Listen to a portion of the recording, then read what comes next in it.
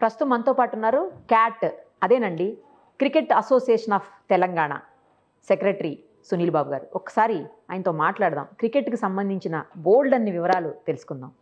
Sir నమస్తే అండి. Sir అసలు చెప్పండి, ఇవాళ రేపు ఏంటంటే చదువు చదువు చదువు చదువు అని చదువు మీద పెట్టే అంత శ్రద్ధ దృష్టి పేరెంట్స్ పిల్లలు గేమ్స్ ఆడతామన్నా స్పోర్ట్స్కి వెళ్తామన్నా కూడా పెద్దగా ఎంకరేజ్ చేయరు. ఎస్పెషల్లీ రూరల్ అయితే మరీ ఘోరంగా ఉంటుంది. ఇలాంటి సందర్భంలో మీరు క్యాట్ని తీసుకొని వచ్చి ఒక్క రాష్ట్రం అంటే తెలంగాణ రాష్ట్రం మీరు పెట్టిందైతే క్యాట్ అని పెట్టారేమో కానీ ఒక్క తెలంగాణ రాష్ట్రానికి మీరు పనిచేయట్లేదు. గ్లోబల్ వైజ్ మీరు ఎక్కడెక్కడ టాలెంట్ ఉందో ముఖ్యంగా క్రికెట్ విషయంలో, పిచ్చి క్రికెట్ అంటే జనాలకు పిల్లలకు తెలియదేముంది సార్. అలాంటి క్రికెట్ని వాళ్ళలో ఉన్నటువంటి ఏదైతే స్కిల్స్ ఉన్నాయో వాటన్నిటిని బయటకు తీసుకొచ్చే దిశగా మీరు చేస్తున్న కృషికి హ్యాట్స్ ఆఫ్ సార్. చెప్పండి, క్యాట్ ఎలా పనిచేస్తుంది, అసలు ఎలా క్యాట్ మొదలైంది, ఎందుకు క్యాట్ తీసుకురావాలని మీకు అనిపించింది అసలు? థ్యాంక్ యూ అమ్మా. క్యాట్ ప్రస్థానం వచ్చేసి 13 years 2011లో తెలంగాణ ఉద్యమంలో భాగంగా ఒక ఆర్గనైజేషన్ స్టార్ట్ చేసినాను నేను. రీజన్ ఉంది దానికి చాలా.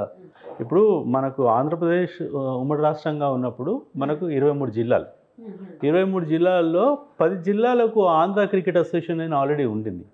సారీ 13 జిల్లాలకు. సో 10 జిల్లాలు, హైదరాబాద్లో ఉన్న 10 జిల్లాలకు మాత్రం హైదరాబాద్ క్రికెట్ అసోసియేషన్ అప్పటికే ఉండింది. ఇప్పుడు ఆంధ్రప్రదేశ్ అండ్ తెలంగాణ రాష్ట్రం క్లబ్ అయినప్పుడు 1956లో ఏ రాష్ట్రానికి ఆ రాష్ట్రానికి ఒక క్రికెట్ అసోసియేషన్ ఉంది. సో ఈ క్లబ్ అయినప్పుడు అన్నీ ఒకటే అయినాయి కానీ క్రికెట్ అసోసియేషన్ సపరేట్గా ఉన్నాయి మనకు. సో అప్పుడు ఆ 13 జిల్లాలు ఉన్న ఆంధ్రప్రదేశ్కి Andhra cricket association, already existing హైదరాబాద్లో ఉన్న ఒక అసోసియేషన్ 10 జిల్లాలకు. కానీ ఏమైందంటే ఇక్కడ ఈ 10 జిల్లాలకు పనిచేయాల్సిన ఒక association it's state body. Hyderabad cricket association పేరు హైదరాబాద్ ఉన్నా అది తెలంగాణ రాష్ట్రానికి సంబంధించిన ఒక క్రికెట్ అసోసియేషన్. కానీ అది ఓన్లీ హైదరాబాద్ డిస్టిక్కే కన్ఫామ్ అయ్యి అది హైదరాబాద్లోనే ఉండి హైదరాబాద్లో ఉన్న అర్బన్ క్రికెటర్స్కే పనిచేసింది. మిగతా 9 జిల్లాల్లో ఉన్న ఏదైతే రూరల్ క్రికెటర్స్ ఉన్నారో మొత్తం అంతా they neglected it intentionally. It got neglected. ఎందుకంటే వాళ్ళకు ఉన్న సోర్సెస్ ఫైనాన్సెస్ ఏమంత ఉంటాయో అవన్నీ హైదరాబాద్కే పరిమితం చేసి హైదరాబాద్లోనే అప్పుడు వాళ్ళు లిమిట్ అయినారు. సో దీనివల్ల ఏమైందంటే మిగతా 9 జిల్లాలల్లో అసలు క్రికెట్ అనేది లేకుండా అయిపోయింది. There is no encouragement, there is no infrastructure. మీకు చాలా గమ్మత్తైన విషయం చెప్తాను. తెలంగాణ రాష్ట్రం వచ్చింది 10 సంవత్సరాలు అయిపోయింది, ఈ రోజుకి కూడా అదే పరిస్థితి ఉంది. ఈ రోజుకి కూడా డిస్ట్రిక్ట్స్లలో ఇన్ఫ్రాస్ట్రక్చర్ ఇప్పటి వరకు లేదు. ఇది చాలా బాధాకరమైన విషయం. ఎందుకంటే మీకు ఇన్ఫ్రాస్ట్రక్చర్ లేకపోతే, ఒక గ్రౌండో ఒక స్టేడియమో అకాడమీయో లేకపోతే పిల్లోడు ఎక్కడికి వెళ్ళాడతాడు, అతను ప్రతిభ ఎక్కడి నుంచి బయటకు వస్తుంది? There is no chance. అప్పట్లో హైదరాబాద్కి క్రికెటర్స్ రానివ్వలే. హెచ్సిఏ డిస్ట్రిక్ట్ నుంచి ఒక్క క్రికెటర్ కూడా హైదరాబాద్కి రానివ్వలేదు. మీరు 56-60 years చరిత్ర చూసుకుంటే క్రికెట్ది తెలంగాణలో మీరు వేల పైన లెక్క పెట్టచ్చు ఎంతమంది జిల్లాల నుంచి వచ్చి హైదరాబాద్ క్రికెట్ అసోసియేషన్లో ఆడినారు. వివిధ కేటగిరీస్ అని ఉంటాయన్నమాట. అండర్ 14 నుంచి రాంజీ ట్రోఫీ వరకు ఏ కేటగిరీలో కూడా డిస్ట్రిక్ట్ నుంచి రిప్రజెంటేషన్ లేదు. కొద్దో గొప్ప ఉన్న ఆ 1% 2% ఉన్న రిప్రజెంటేషన్ కూడా జిల్లాల నుంచి వచ్చి హైదరాబాద్లో సెటిల్ అయిన ఆ సెటిలర్స్కి ఛాన్స్ దొరికింది. కానీ జిల్లాలలో హెచ్సిఏ పోయి క్యాంప్స్ పెట్టి అక్కడ క్రికెట్ యాక్టివిటీస్ చేసి సెలెక్ట్ చేసింది దాఖలాలు ఎక్కడ లేవు. అది అనమాట. అందుకోసం అని this made me, because I being a X cricketer of HCA. So అక్కడ ఈ ఉద్యమంలో ఇదొక కరెక్ట్ అయిన time to expose how sports also got neglected in combined state అని అప్పుడు మేము క్యాట్ అనేది ఒకటి స్థాపించాం. అప్పట్లో my friend mister Sridhar Babu was the minister.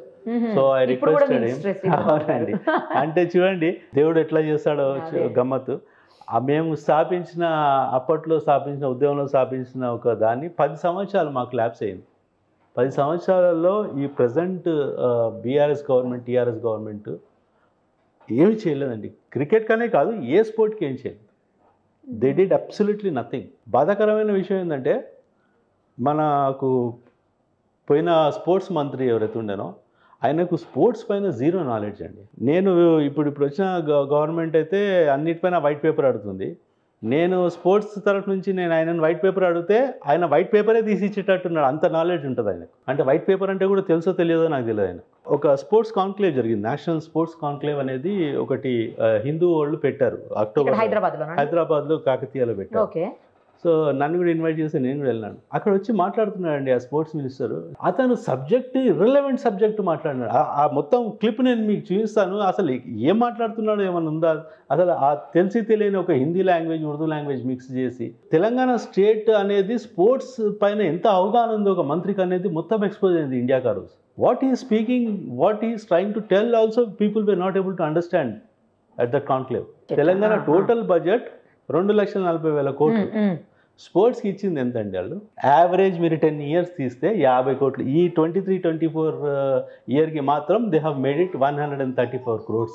అంతేగాని మీరు యావరేజ్ 10 years వీళ్ళు అలొకేట్ చేసిన బడ్జెట్ జస్ట్ యావరేజ్ తీసి 50 కోట్లు పర్ ఇయర్ చేశారు. Can you imagine? 2,40,000 crores బడ్జెట్లో, రాష్ట్ర బడ్జెట్లో స్పోర్ట్స్కి వీళ్ళు కేటాయించింది 50 కోట్లు మాత్రం. ఇంకా స్పోర్ట్స్ మెన్లు ఎక్కడికి వస్తారండి? మేము గ్రామీణ క్రికెటర్ల కోసం కొట్లాడుతున్నాము, గ్రామీణ స్పోర్ట్స్ కోసం కొట్లాడుతున్నాము. హైదరాబాద్లో ఉన్న ఎల్బీ స్టేడియంని కాపాడలేకపోయినారు. అక్కడ వర్షాకాలంలో గడ్డి మలుస్తుంది, ఎండాకాలంలో ఎండిపోతుంది. అంటే హైదరాబాద్ నడిబొడ్డులో ఉన్న ఒక హిస్టారికల్ ప్రామినెన్స్ ఉన్న ఒక స్టేడియం ఎల్బీ స్టేడియం. ఆ స్టేడియంని కూడా ఈరోజు మీరు వెళ్తే కళ్ళలో నీళ్ళు వస్తాయండి. మేము ఆడినామండి అక్కడ. హైదరాబాద్కి అంతకుముందు మాకు స్టేడియమే లేదు కదా, మాకు అంత ఇంటర్నేషనల్ మ్యాచెస్ అక్కడనే జరిగేవి. So that stadium is also not safe. It has gone to dogs. మళ్ళీ ఇదే గవర్నమెంట్ అంటే మేము కాన్స్టిట్యున్సీకి ఒక క్రికెట్ స్టేడియం చేస్తామని, 50 కోట్లలో కాన్స్టిట్యున్సీకి ఒక క్రికెట్ స్టేడియం ఎట్లా కడతారు? పోనీ ఎమ్మెల్యే చేయాలంటే ఎంత అవుతుందండి అసలు? ఒక ప్రాపర్ స్టేడియం చేయాలంటే ఇట్ టేక్స్ అంటే land, it all depends on where you are constructing, what is the area of the land and what quality you want to use. Minimum stadium చేయాలంటే ఎంత ఉంటుంది? మినీ స్టేడియం లాగా చేయాలంటే, mini stadium చేయాలన్నా కూడా మీకు ఒక 20 crores పడుతుందండి. ఇంకోటి ఏంటంటే ఇప్పుడు మన దగ్గర డిస్ట్రిక్ట్ హెడ్ క్వార్టర్స్ ఇప్పుడంటే మనకు 33 జిల్లాలు అయినాయి. కానీ అంతకుముందు ఉన్న 10 జిల్లాలకు కూడా we have proper cricket sats కిందికి వస్తుందండి. స్పోర్ట్స్ అథారిటీ ఆఫ్ తెలంగాణ కిందికి వస్తుంది. ఇన్ఫ్రాస్ట్రక్చర్ ఉందండి. దాంట్లో we need to come and give facilities to sports persons, encourage them to come to the stadiums. అసలు డిలాపిలేటెడ్ స్టేట్స్లో ఉన్నాయండి స్టేడియమ్స్, మెయింటైన్ చేయలేకపోయే పరిస్థితి. మెయింటెనెన్స్ ఆఫ్ స్టేడియమ్స్ ఆ 50 కోట్లలో పోయిన ప్రభుత్వం ఇచ్చింది 7 crore rupees. మీరు కొత్త స్టేడియమ్స్ ఎక్కడికి వెళ్ళి తీసుకొస్తారు? ఇంటెన్షనల్లీ స్పోర్ట్స్ అనేది నెగ్లెక్ట్ చేయబడింది. ఎంత అవగాహన లోకం అంటే ఆయన లాస్ట్ స్పోర్ట్స్ మినిస్టర్కి అయితే ఆయన క్రికెట్ ఒక అటానమస్ స్పోర్ట్ అని కూడా తెలియదు అతనికి. అతను మొత్తం డిస్ట్రిక్ట్స్లలో క్రికెట్ బాడీస్ ఒకటి ఏర్పాటు చేయండి with all bureaucrats, collectors and SPs తోటి ఒక బాడీ ఫామ్ చేయమని అతను డైరెక్ట్గా ఆర్డర్ ఉందండి. There is a GO copy and they have given the time limit to frame cricket associations in all the districts. నవ్వుకున్నారండి అందరూ. Cricket is an autonomous sport, it doesn't follow on the government. నేను రాశాను CM గారికి, అప్పట్లో ఉన్న municipal శాఖ మంత్రికి రాసినాను. ఈయన అవగాహన లోకము మన పరువు తీస్తున్నాడు స్టేట్ది, క్రికెట్లో ఎట్లా డిస్ట్రిక్ట్ బాడీస్ ఏమన్నాడు బ్యూరోక్రాట్స్ని పెట్టి అంటే అప్పుడు విడ్రా చేసుకున్నారు దాన్ని. This is what happened for sports in Telangana last 10 years. Telangana వస్తే గ్రామీణ పిల్లలకు మేము పోరాటానికి ఒక అర్థం ఉంటుంది, వాళ్ళకు ఒక అవకాశం వస్తుంది అనుకున్నాం. మనకు హైదరాబాద్ క్రికెట్ అసోసియేషన్ ఉంది కదా, మనకు ఇంకొకటి ఎందుకు అన్నట్టు కేటీఆర్ గారు మాట్లాడినారు నాతో. దీనికి రీజన్ ఉందండి. అప్పట్లో నేను శ్రీధర్ బాబు గారితో స్టార్ట్ చేసినాం కాబట్టి పొలిటికల్ అండి. నేను ఎందుకు పొలిటికల్ చెప్పండి, ఐఎమ్ ఏ స్పోర్ట్స్ పర్సన్. అంటే మీకు పొలిటికల్ టచ్ కూడా ఉంది కాబట్టి ఉందండి. నా దురదృష్టమా అదృష్టమా మళ్ళీ ఇప్పుడు ఐఎమ్ ఫ్రెండ్ ఆఫ్ ఆల్ అండి. Last 40 years if you see my life, I'm friend of all అండి. అసెంబ్లీలో 100 మంది 119 members కూర్చుంటే 100 members are my friends or relatives. మీకు పొలిటికల్ టచ్ ఉంది, తర్వాత మీడియా టచ్ ఉంది. ఏంది మిమ్మల్ని అందరూ అట్లే అనుకుంటారు కదా, ఇంక ఓన్లీ స్పోర్ట్స్ పర్సన్ గా చూడరు మిమ్మల్ని. కరెక్ట్. మీరు చూసేది అంటే నేను పోరాడుతున్న ఎవరి కోసం, నా కోసం కాదు కదా. I'm fighting for a cause. 60 సంవత్సరాల నుంచి అన్యాయం జరుగుతుంది జిల్లాల స్పోర్ట్స్ పర్సన్స్కి. టాలెంట్ ఉంది, బయటికి రావట్లేదు. ఎట్లా వస్తుంది బయటికి, ఎట్లా వస్తుంది? నేను చేసే ప్రయత్నాన్ని కూడా అట్లీస్ట్ మినిమం సపోర్ట్ కూడా చేయలేదండి. అందరు చేయలేదని చెప్పను నేను, మళ్ళీ తప్పు అవుతుంది. హరీష్ రావు గారు చేశారు నాకు సపోర్టు, కవితమ్మ సపోర్ట్ చేశారు. ఓకే. కానీ ప్రాబ్లం ఏమైంది, కొన్ని పొలిటికల్ ఈక్వేషన్స్ వల్ల, గతంలో జరిగిన కొన్ని విశేషాల వల్ల ఫుల్ ఫ్లెడ్జ్గా నాకు సపోర్ట్ చేయలేకపోయినా. నాకు ఆఫర్స్ ఇచ్చారండి, నేనేం తప్పు చెప్పను. పోయి గవర్నమెంట్ కరెక్ట్ చేస్తే కరెక్ట్, రాంగ్ చేస్తే రాంగ్. నాకు కొన్ని బాధ్యతలు కూడా ఆఫర్ చేస్తున్నాను, నేను యాక్సెప్ట్ చేయలేదు అప్పట్లో. ఎందుకంటే నేను ఫోకస్డ్ అంటే క్రికెట్ పైన ఉన్నాను. కానీ నేను చెప్పేది ఏంటంటే who I'm fighting for, what is the cause, that is important. మీరు అవి చూడండి. ఖచ్చితంగా ఏ పొలిటికల్ పార్టీ అయినా కూడా government is a continuous process. అవును కదా, whoever is there in the power, cause ని చూడండి మీరు. ఇప్పుడు నా కాజ్ ఏంది, my cause is development of sports in rural areas. ఇప్పుడు ఈరోజు మీరు తెలంగాణలో గుర్తించకపోతే ఈరోజు ఇండియా మొత్తం ప్రపంచం అంతా గుర్తించింది. I'm travelling everywhere in the world today with the cause. I have come up with a fantastic project for the entire country in the name of ISBC, Indian schools board for cricket అని. I'm reaching to each and every district, 766 districts in this country. Each and every village నుంచి నేను I want to. అన్ని డిస్ట్రిక్ట్స్కి వెళ్ళారండి almost? నేను వెళ్తున్నానండి. I'm travelling అండి. I travel a lot. I'm continuously I'm travelling. The only thing is to create a platform for all those unfortunate kids, under privilege kids who are talented. Yes, exactly, who are talented. Yes, we should not miss talent అండి. గవర్నమెంట్ని ఏమంటున్నా అంటే last government 10 yearsలో మనకు miss అయిన talent, వాడు ఇండియాకి ఆడొచ్చు, తెలియదు కదా మనకు. మనం నేషనల్ టాలెంట్ మిస్ అయినామండి. Who is responsible? మనం ఎన్ని ధోనీలను పొడగొట్టుకున్నామో, ఎన్ని విరాట్ కోహ్లీలను పొడగొట్టుకున్నామో తెలంగాణ గ్రామాల నుంచి. కానీ ఈ విషయంలో నేను ఆంధ్ర క్రికెట్ అసోసియేషన్ని చాలా అప్రిషియేట్ చేస్తానండి. They have a fantastic district cricket అండి. వాళ్ళ దగ్గర బ్యూటిఫుల్ ఇన్ఫ్రాస్ట్రక్చర్ ఉంది. వాళ్ళ ఇండియాకు ఒక ఉదాహరణ. ఓకే, చాలా ఎక్కువ ఎంకరేజ్మెంట్ ఉంటుంది అక్కడ జిల్లాల్లో. There is no corruption in Andhra cricket association అండి. ఇక్కడ HCA ఇష్యూస్ కూడా అవుతున్నాయి. ఈగోస్ అండి. HCAలో నేనే ఎక్స్పోజ్ చేసుకుంటూ వచ్చాను స్టార్టింగ్ నుంచి. Egos are very very bad. కొంతమంది ఈగోస్ కోసం స్పోర్ట్స్ పర్సన్ జీవితాలతో నాశనం చేయొద్దు కదా, ఆడుకోవద్దు. I'm very very sorry. చాలా ప్రముఖులు కూడా దీంట్లో ఇన్వాల్వ్ అయి ఉన్నారు. తెలంగాణలో మాత్రం 110% last 10 years were worse than the last 50 years before Telangana. అబ్బా, ఇన్ స్పోర్ట్స్ ఫస్ట్ 5 years వాళ్ళు గెలిచిన 5 years అయితే ఆ స్పోర్ట్స్ని సానియా మిర్జా అండ్ PV సింధుని చూయించి బతికేశారు 5 years. ఎవరు లేనట్టు, ఇంకా ఏం స్పోర్ట్స్ లేనట్టు. ఇప్పుడు Nikhat Zareen has come from Nizamabad అండి. ఆ టాలెంట్ ఎట్లా బయటకు వచ్చింది? Nikhat Zareen is world number 1 today in boxing in her category. We're proud of her. అట్లాంటి చాలా నిఖత్ జరీన్లు ఉన్నారు. MS Dhoni has come from Jharkhand. Even today, Jharkhand is the most backward area in this country. ఇప్పటికీ కూడా still అవును, correct. He has come from Jharkhand and he has won 2 World Cups for India. Yes. ఆ Dhoni's మనం miss కావట్లేదా? నేను చెప్తున్నాను మీకు ఈరోజు, ఏ కాంగ్రెస్ ప్రభుత్వంలో మేము క్యాట్ని స్థాపించినామో 2011లో, ఆ కాంగ్రెస్ గవర్నమెంట్ మళ్ళీ వచ్చి ఈరోజు న్యాయం జరుగుతుంది అనే ఒక గట్టి నమ్మకంతో నేనున్నాను. ముఖ్యమంత్రి రేవంత్ రెడ్డి గారిని కూడా నేను ఒక సందర్భంలో వాళ్ళ ఇంట్లోనే కలిసినాం. We had a meeting for about 40 minutes. He was very keen on district sports development. Particularly మేము క్రికెట్ కోసం కలిసినాము. But he has a vision. He wants to get into the villages, to get into the districts, rural areas. And నాకు అదృష్టం ఏంటంటే ఆయన sports portfolio ఆయనదానే పెట్టుకున్నారు. అవును కదా, ఎవరికి ఇవ్వలేదు ఇంకా. Yeah, I'm going to meet him very soon. I want to represent again and I want to update. And particularly ఏంటంటే ఎక్కడైనా స్పోర్ట్స్ డెవలప్ కావాలంటే ఇన్ఫ్రాస్ట్రక్చర్తో పాటు కోచెస్ కూడా ఇంపార్టెంట్ అండి. మన దగ్గర ఏమైందంటే కోచెస్ సమస్య ఉంది. ఇప్పుడు పర్మనెంట్ కోచెస్ చేస్తాము, ఏదైనా కాంట్రాక్ట్ దాన్ని పర్మనెంట్ చేస్తామని గవర్నమెంట్ స్లోగన్ ఉండే, BRS గవర్నమెంట్ ఫస్ట్ ఎలక్షన్ 14లో జరిగినప్పుడు. ఓకే, వీళ్ళు దురదృష్టం అంటే వీళ్ళు ఎక్కువ మంది కూడా లేరండి. 28-29 మెంబర్సే ఉన్నారు పర్మనెంట్ చేయాలని డిఫరెంట్ కేటగిరీ స్పోర్ట్స్లో. వాళ్ళకు పర్మనెంట్ ఇవ్వలేదండి ఇంకా 10 years వరకు. So I want to raise this particular issue with the honourable chief minister Revanth Reddy garu. వాళ్ళకు పర్మనెంట్ చేయాలా, ఇంకా కోచెస్ని బయట నుంచి తీసుకురావాలా. వాస్తవంగా మీరు చూస్తే స్పోర్ట్స్లో ఇప్పుడు ఉన్న కొన్ని కొత్త టెక్నిక్స్, కొత్త ఐడియాస్ తోటి, విజన్స్ తోటి మనం స్పోర్ట్స్ నుంచి డబ్బు జనరేట్ చేయొచ్చండి గవర్నమెంట్కి. ఎలా?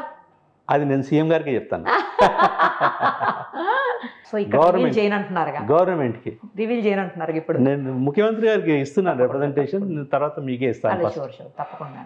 అంటే ఏదైనా కూడా హెల్ప్ అయ్యే రకంగా, అంటే ఇటు గవర్నమెంట్కి హెల్ప్ అవ్వాలి, same time sports sports persons ఎవరైతే ఉన్నారో వాళ్ళు బయటికి రావాలి టాలెంటెడ్. స్పోర్ట్స్ అంటే దానికి ఎందుకు డబ్బులు పెట్టాలి అని భయపడే గవర్నమెంట్కి నేను కొన్ని కొత్త ఐడియాస్ ఇచ్చి అందుకు చెప్తున్నారా మీరు ఇన్వెస్ట్మెంట్ చేస్తే అది డెడ్ ఇన్వెస్ట్మెంట్ కాదు, దాని నుంచి కూడా మనం జనరేట్ చేయొచ్చు.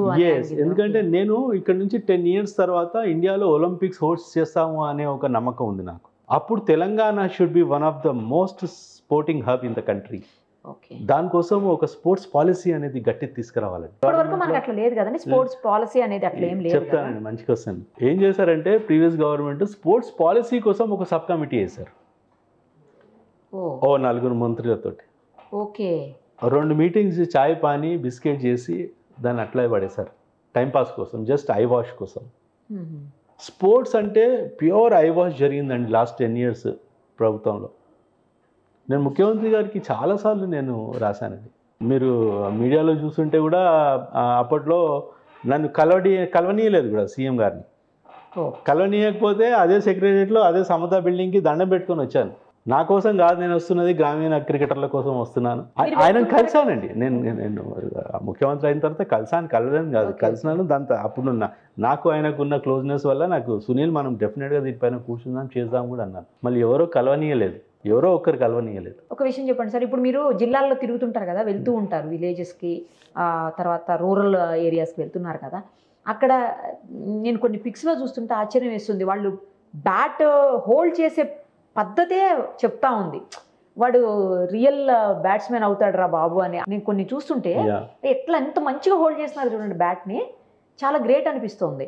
సో అలా మీరు అక్కడి నుంచి టాలెంటెడ్ని చూస్తుంటారా అండి రెగ్యులర్గా? చాలా టాలెంట్ చూస్తూ ఉంటాను. ఒక ఉదాహరణ ఇస్తాను నేను మీకు. 2012లో కరీంనగర్లో ఒక డిస్ట్రిక్ట్ సెలెక్షన్స్ పెట్టినాము, ఓపెన్ సెలెక్షన్స్. ఒక అబ్బాయి నేను కూర్చొని చూస్తుంటే చాలా ఫాస్ట్గా వేస్తున్నాడు బాల్, కాళ్ళకి చెప్పులు కూడా లేవు అతనికి, బేర్ ఫుట్గా బౌలింగ్ వేస్తున్నాడు. ఏంది ఇంత ఫాస్ట్ కనబడుతుందని నేను, మాకు స్పీడ్ గన్స్ ఉంటాయి బౌలింగ్ చెక్ చేయడానికి, ఆ స్పీడ్ గన్తో చెక్ చేస్తే 140 miles 140 kilometers చేస్తుంది. 140 kilometers మన దగ్గర, మన ఇండియాలో మనకు ఫాస్ట్ బౌలర్స్ ఎవరైనా వేస్తే, బుమ్రా లాంటి వాళ్ళు, సిరాజ్ లాంటి వాళ్ళు ఎవరైనా వేస్తే మనకు ఒక 10 angles నుంచి రీప్లే చేస్తూ ఉంటారు. 140 స్పీడ్ అని. ఆ స్పీడ్ మా ఊర్లో, మా కరీంనగర్ జిల్లాలో ఒక అబ్బాయి చెప్పులు లేకుండా వేస్తున్నాడండి. ఆ టాలెంట్ మేము కోల్పోయినాం ఇన్ని సంవత్సరాల నుంచి. మరి మీరు ఆ అబ్బాయిని అడిగారా ఎక్కడ నేర్చుకున్నావు ఏంటి? ఎక్కడ నేర్చుకోలేదండి, ఎవ్వరు ఎక్కడ నేర్చుకోలేదు, ఏం లేదు. డిస్ట్రిక్ట్స్లలో దెర్ ఇస్ నథింగ్ నేర్చుకోవడానికి. వాళ్ళు అవసరం ఉంటే వాళ్ళే సిటీకి రావాలా, ఇక్కడ పాపం ఇక్కడ కోచింగ్ సెంటర్స్లో కొన్ని అఫోర్డ్ చేయగలిగితే చేయాలా. మేము ఏం చేసామంటే ఒక ప్రాజెక్ట్ కింద, క్యాట్ కింద ఒక ప్రాజెక్ట్ తీసుకొచ్చి టాలెంట్ అంతా ఇట్లా పూల్ చేసి తీసుకొచ్చి వాళ్ళకి ఫుడ్, అకామిడేషన్, ఎడ్యుకేషన్ ఇవన్నీ చేస్తున్నామండి. We're still doing it. అంటే హాస్టల్స్ లా పెట్టారా వాళ్ళ కోసం? అవునండి, హాస్టల్స్ లో పెట్టారు. ఎక్కడండి? బర్కత్పురాలో. ఎంతమంది ఉన్నారు సార్? ఇప్పుడు కరోనా తర్వాత కొద్దిగా మేము తగ్గించినాము. కరోనా ముందు వరకు వీ హ్యాడ్ 50 kids అండి, ఫ్రమ్ డిఫరెంట్ డిస్ట్రిక్ట్స్. ఇప్పుడు ఎంతమంది ఉన్నారు సార్? ఇప్పుడు లేదు, కరోనా తర్వాత స్టాప్ డేట్ మళ్ళీ రీస్టార్ట్ చేస్తాము. మాకు once we're looking for affiliation from BCCI. So మాకు జిల్లాలు BCCI కేటాయిస్తే then again will take application తీసుకోవాల్సి ఉంటుందా అండి BCCI? అవునండి, we're applicant with BCCI for last 2014లో అప్లికేషన్ ఇచ్చినాము. So it is under consideration. అది అంటే నేను చాలాసార్లు మీడియాలో చెప్పాను, క్యాట్ పుట్టింది తనకు తాను అఫిలియేషన్, తనకు తాను రికగ్నిషన్ తెచ్చుకోవడానికి కాదు. క్యాట్ పుట్టింది గ్రామాలలో ఉండే ఆ పిల్లల టాలెంట్ని రికగ్నైజ్ చేయడానికి. Yeah, everything is a continuous process. I am really hopeful that the present government, the present chief minister is very keen on sports development, particularly in rural areas. He will definitely support CAT cause. ఎందుకంటే ఆయనకు తెలుసు, ఆయన దీనిపైన మేము మాట్లాడినాం కూడా, అవగాహన ఉంది కూడా.